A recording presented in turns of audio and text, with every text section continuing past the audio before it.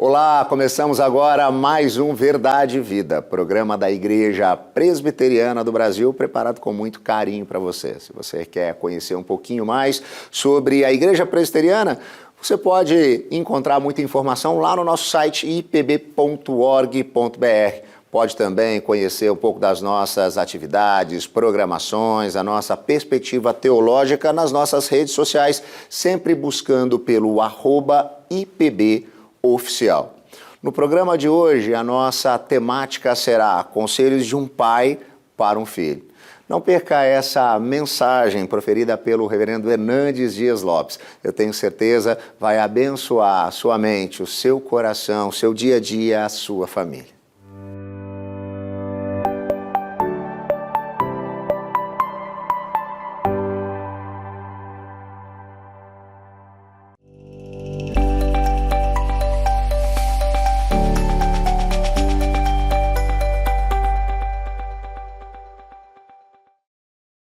Que coisa boa é compartilhar com você a palavra de Deus.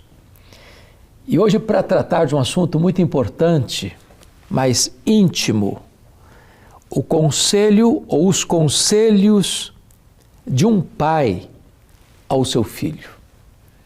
E vamos basear esta mensagem em 2 Timóteo, capítulo 1, versos 2 e 14. Vamos ouvir a leitura deste texto. Ao amado filho Timóteo, graça, misericórdia e paz, da parte de Deus e de Cristo Jesus, nosso Senhor. Guarda o bom depósito, mediante o Espírito que habita em nós. O apóstolo Paulo, o grande bandeirante da fé, o desbravador do reino de Deus, o homem que plantou igrejas nas mais diversas províncias do Império Romano, como Galácia, Macedônia, Acaia, Ásia Menor, está preso pela segunda vez em Roma. Não por um crime cometido, porém, foi acusado de um crime gravíssimo: ser o líder dos incendiários de Roma. Ele já era um homem velho, que trazia no corpo as marcas de Cristo. Por onde passou, semeou a esperança, mas colheu perseguição. Agora, está no corredor da morte. Foi preso, acusado de ser um malfeitor. Foi abandonado pelos seus amigos. Quando marcaram uma audiência para ele apresentar suas testemunhas de defesa, ninguém foi a seu favor. E esse homem, que agora está no corredor da morte, aguardando o dia da sua execução, escreve para o seu filho amado, Timóteo, que era jovem, doente, tímido, para dar a ele direcionamento na vida, balizas para o seu ministério. E nessa segunda carta a Timóteo, que é a última carta que o velho apóstolo escreve, Paulo dá 4 conselhos para Timóteo como filho amado. O primeiro conselho está no capítulo 1, versículo 14, quando ele diz para Timóteo: guarda o bom depósito mediante o Espírito Santo que habita em nós. O bom depósito é o Evangelho.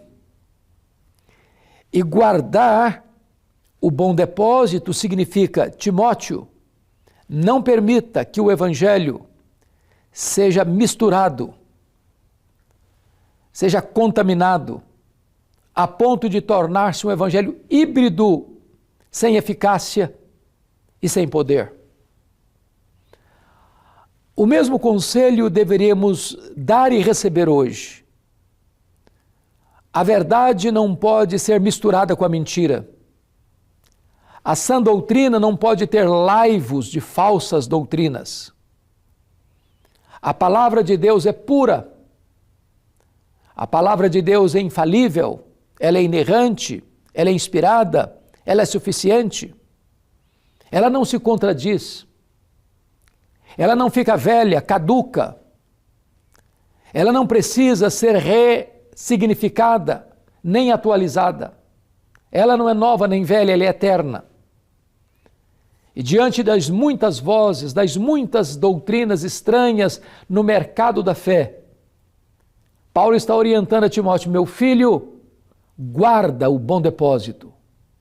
Guarda o evangelho, não no sentido de escondê-lo, mas no sentido de preservá-lo. Essa é uma necessidade premente, ainda hoje. O segundo conselho de Paulo ao seu filho amado, Timóteo, está no capítulo 2, no versículo 3.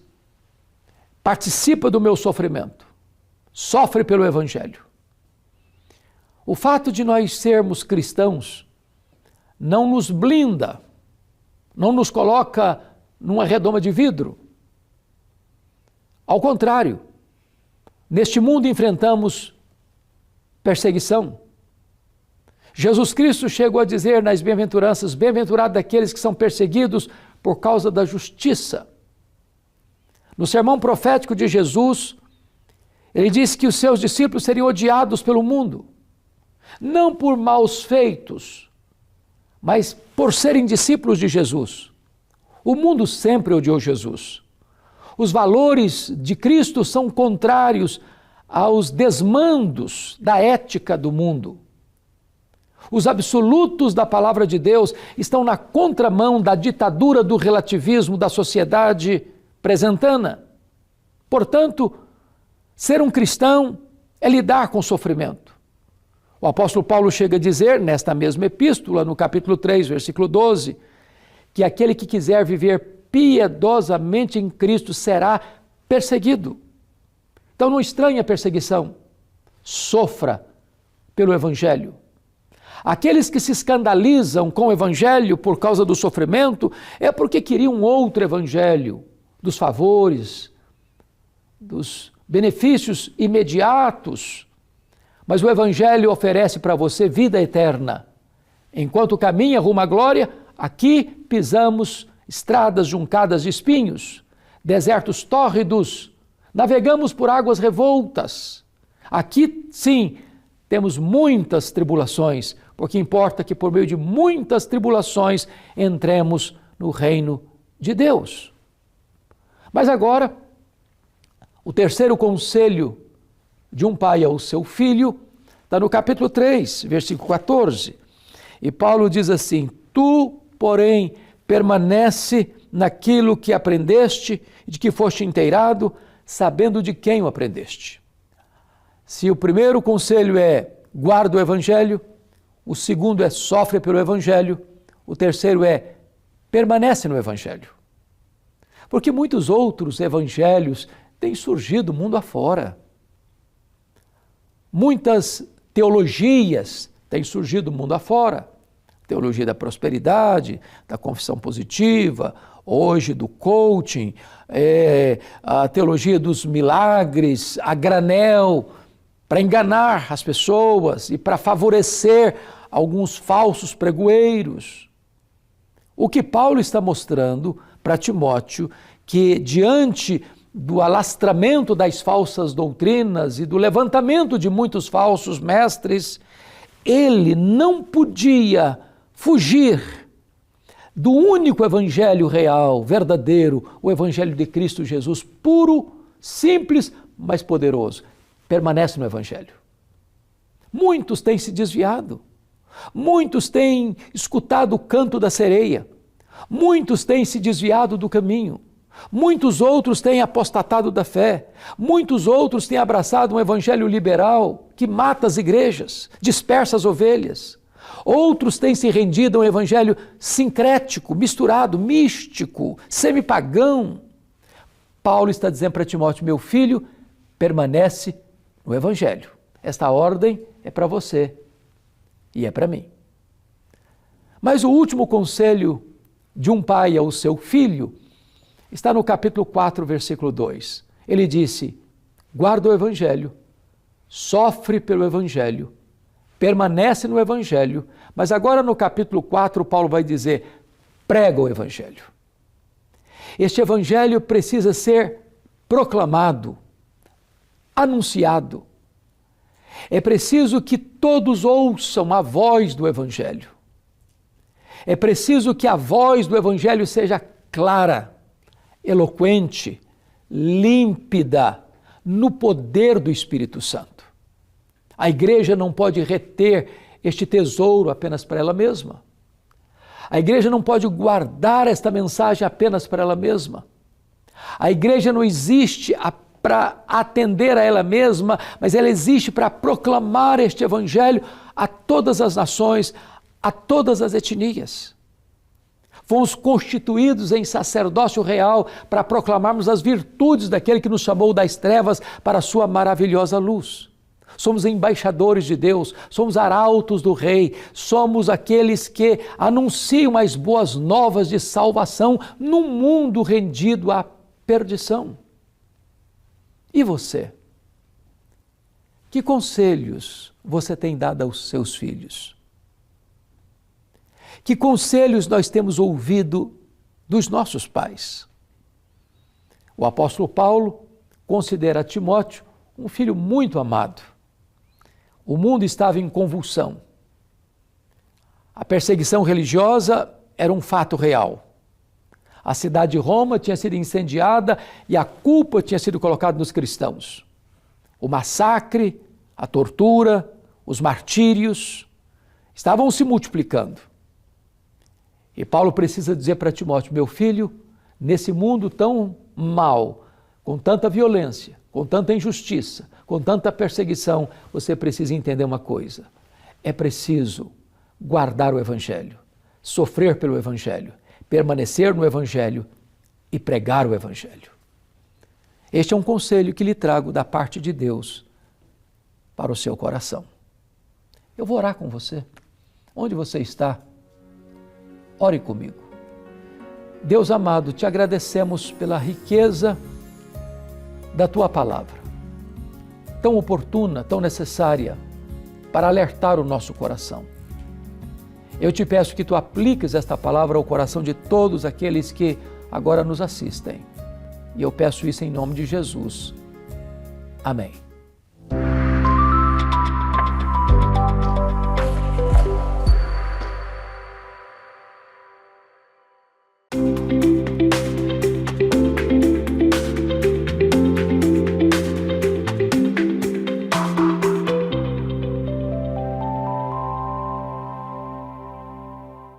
Olá, chegamos ao final do nosso programa. Espero que você tenha sido ricamente abençoado por essa mensagem. Que Deus derrame graça e misericórdia sobre a sua vida e sobre a vida da sua família. Se você quer compartilhar esse programa com alguém pertinho de você, é muito fácil de fazê-lo. Basta você mandar uma mensagem para a gente pelo nosso WhatsApp. O telefone está aparecendo aí na tela. O código de área é o 11 947 18 94 50. Você vai digitar aí a palavra vida e a gente vai mandar o programa direto para o seu telefone para você compartilhar com quem você quiser. E se você quiser ter acesso aos outros programas que já foram ao ar, também é muito fácil. Basta você procurar os nossos canais no YouTube, o youtube.com/IPBOficial e youtube.com/Programa Verdade e Vida. Você aproveita, se inscreve no canal, ativa as notificações para receber tudo aquilo que nós temos produzido e eu tenho certeza vai abençoar você, a sua vida e a sua família. A Igreja Presbiteriana é muito fácil de se encontrar nas redes sociais, sempre buscando pelo @IPBOficial. O programa Verdade e Vida vai chegando ao seu final, nós vamos ficando por aqui, mas na semana que vem nós estaremos de volta. No mesmo horário, no mesmo canal. Que Deus derrame graça sobre a sua vida e continue orientando os seus passos, conduzindo você à maturidade. Nós estamos começando o programa Verdade e Vida, o programa da Igreja Presbiteriana do Brasil, e que alegria ter você neste momento conosco. Obrigado por sua audiência. Nossa gratidão às igrejas que têm nos apoiado Brasil afora, para que este programa chegue a todos os lares em todo o território nacional. Hoje eu quero tratar de um assunto importantíssimo com você. Como eu posso conhecer a vontade de Deus? E eu quero basear esta mensagem em Romanos, capítulo 12, versos 1 e 2. Vamos ouvir a leitura deste texto. Rogo-vos, pois, irmãos, pelas misericórdias de Deus, que apresenteis o vosso corpo por sacrifício vivo, santo e agradável a Deus, que é o vosso culto racional. E não vos conformeis com este século, mas transformai-vos pela renovação da vossa mente, para que experimenteis qual seja a boa, agradável e perfeita vontade de Deus. O apóstolo Paulo escreveu a sua mais robusta epístola, sua carta aos Romanos. E este é um verdadeiro tratado teológico, onde o apóstolo Paulo retrata de maneira eloquente e belíssima o grande plano da nossa salvação, estabelecida por Deus desde a eternidade, executada na história, que há de se consumar na segunda vinda de Cristo. Depois que ele dedicou 11 capítulos à parte doutrinária, ao conteúdo da sua teologia, agora Paulo usa a segunda parte desta carta, capítulos 12 até o 16, aplicando os ensinamentos que transmitiu nos 11 primeiros capítulos. E o capítulo 12 é como que esta dobradiça entre a parte doutrinária e a parte prática.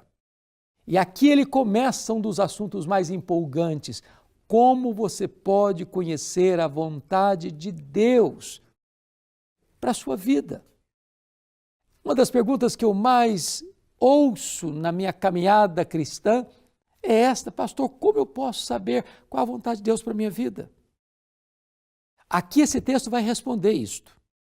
E Paulo vai nos dar aqui 4 caminhos, 4 pistas, mediante as quais nós poderemos ter segurança de experimentar a boa, agradável e perfeita vontade de Deus para a nossa vida. A primeira coisa que ele faz aqui é a petição. Ele diz assim: rogo-vos, pois, irmãos, pelas misericórdias de Deus. Veja você que esta preposição pois é que é o elo de ligação entre o que Deus fez por nós para aquilo que nós devemos fazer para Ele. Paulo está rogando para que esses irmãos pudessem, pelas misericórdias de Deus, por aquilo que Deus fez por eles, pudessem agora apresentar a vida deles a Deus. Nós começamos a conhecer a vontade de Deus quando nós começamos a orar. Eu não sei se você tem o hábito de orar, de falar com Deus, de colocar a sua vida, seu coração, sua família, seus negócios, seu futuro nas mãos de Deus. Mas Paulo começa por esse caminho, o caminho da petição a Deus. A segunda coisa que Paulo vai mostrar aqui é a apresentação. Rogo-vos, pois, pelas misericórdias de Deus, que apresenteis o vosso corpo por sacrifício vivo, santo e agradável a Deus, que é o vosso culto racional. Note você que esta palavra apresentar era a mesma palavra usada lá no Antigo Testamento para o sacerdote que ia oferecer um sacrifício. Uma vez colocado o sacrifício no altar, esse sacrifício não podia ser tomado de volta. Quando você tem um encontro com Deus, conhece a Cristo como seu Salvador, você oferece o seu corpo. Seu corpo não lhe pertence. Seu corpo foi criado por Deus. Seu corpo foi remido pelo sangue de Cristo. Seu corpo é a habitação do Espírito Santo. E você então apresenta a Deus o seu corpo. Como sacrifício morto, não, como sacrifício vivo. Como sacrifício impuro, não, como sacrifício santo. Como sacrifício desagradável, não, como sacrifício agradável a Deus. Em outras palavras, Paulo está dizendo que é na medida que você consagra a Deus a sua vida, é que você vai pavimentando o caminho para que você conheça e experimente a vontade de Deus para a sua vida.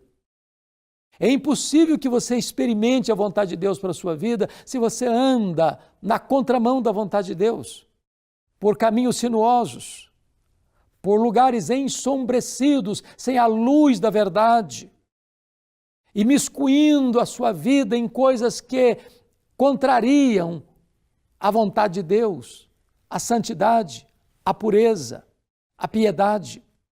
Então é preciso que você coloque todo o seu ser no altar de Deus, como um sacrifício vivo. Em outras palavras, Paulo está dizendo o seguinte: Deus está varrendo do altar os animais. Agora você se apresenta como sacrifício. Terceira coisa que Paulo nos ensina, não só é petição e apresentação, mas é também inconformação. E ele diz no verso 2 assim: e não vos conformeis com este século. Você sabe que a raiz desta palavra inconformar é forma. Existiam duas palavras para forma. A palavra forma que muda todo dia, toda hora, a forma relativa, camaleônica, e a forma imutável e inalterável. Paulo diz assim: não ponha o seu pé na forma do mundo, porque o mundo não tem padrão absoluto. O que era errado ontem é certo e aplaudido hoje. Aquilo que era proibido ontem é aceito hoje. Aquilo que era vergonhoso hoje as pessoas fazem ao sol, à luz do sol. O mundo não tem verdade absoluta. O mundo está sem rumo. A ética do mundo é relativa e situacional. Paulo diz: não entre nessa forma, não se conforme com isto e não vos conformeis com este século. Se você viver amoldado pelos valores relativos deste mundo, você jamais poderá experimentar a boa, perfeita e agradável vontade de Deus. Mas em quarto e último lugar, depois de falar da petição, depois de falar da apresentação, depois de falar da inconformação, Paulo fala da transformação. E ele diz no verso 2 assim: mas transformai-vos pela renovação da vossa mente. A palavra conformar e a palavra transformar têm a mesma raiz, forma. A palavra conformar, a raiz é forma que muda, que altera, que é camaleônica. Mas a palavra transformar, a palavra forma aqui, é a palavra grega que não altera, é a mesma sempre, é imutável. Sabe por quê? Porque o modelo para você é absoluto, é perfeito, é Cristo. Você olha para Ele e você vai sendo transformado de glória em glória pelo Espírito Santo à imagem de Cristo. Você lê a Bíblia e a Bíblia é a palavra de Deus. Foi ontem, é hoje e vai ser sempre. Palavra viva, palavra inspirada, palavra inerrante, palavra infalível, palavra suficiente. Na medida que você vai lendo a Bíblia vai lendo você. Na medida que você vai mergulhando na Bíblia, a Bíblia vai transformando a sua vida. E então, desta maneira, você vai sendo transformado pela renovação da sua mente. Sua mente vai mudar, seus valores vão mudar, seus princípios vão mudar. Você vai deixar de lado o relativismo deste mundo que está posto no maligno e você vai abraçar os absolutos de Deus, a verdade eterna de Deus. E isso vai mudando, isso vai transformando o seu coração, a sua mente, a sua vida. E Paulo conclui assim: para que experimenteis qual seja a boa, agradável e perfeita vontade de Deus. Quando você vive desta maneira, conhecer a vontade de Deus é resultado, é consequência de um estilo de vida. Você quer conhecer a vontade de Deus? Peça a Ele, apresente-se a Ele, inconforme-se com este século e se transforme, seja transformado pela renovação da sua mente em Cristo Jesus. Eu quero orar com você. E hoje você pode, então, tomar essa importante decisão na sua vida. Deus, eu te agradeço pela bênção de ter a Tua palavra, de expor a Tua palavra, e eu te peço que Tu apliques esta palavra ao coração dos que nos assistem. Assim oramos em nome de Jesus. Amém. Pastor Rodrigo, eu quero acolhê-lo mais uma vez. Pastor Hernandes, que alegria podemos estar aqui juntos mais uma vez, ouvindo mensagem tão abençoadora, Amém. né? E eu fico pensando todas as vezes, aqueles que estão nos acompanhando, assistindo essa mensagem, fico imaginando, nossa, mas como eu gostaria de enviá-la para um amigo, para um parente. Tem jeito de fazer isso? Então, tem explica sim, pra nós. você pode fazê-lo. Basta você entrar em contato conosco pelo nosso WhatsApp que está aparecendo aí, é o código de área 11 947 18 94 50. Você digita lá a palavra vida e sabe o que vai acontecer? Você vai receber aí na sua casa o programa de hoje, no seu celular, para você poder compartilhar para quem você quiser. Ah, Pastor Rodrigo, eu queria os outros programas também, eu queria assistir novamente um programa que me impactou. Você pode nos encontrar lá no nosso canal do YouTube, Programa Verdade e Vida, e você pode ver, rever, assistir novamente todos esses programas que ao longo dos últimos anos têm impactado, abençoado a vida de pessoas, transformado famílias e relacionamentos a partir do Evangelho.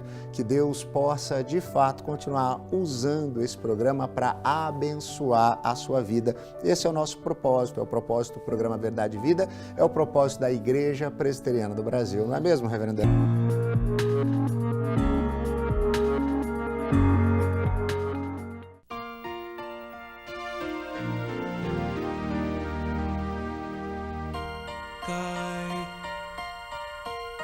Cai a chuva sobre o mal e o bom,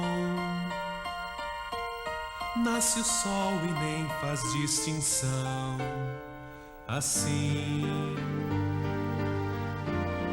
é a graça do eterno Deus, derramada sobre os filhos seus, e só alguns se lembram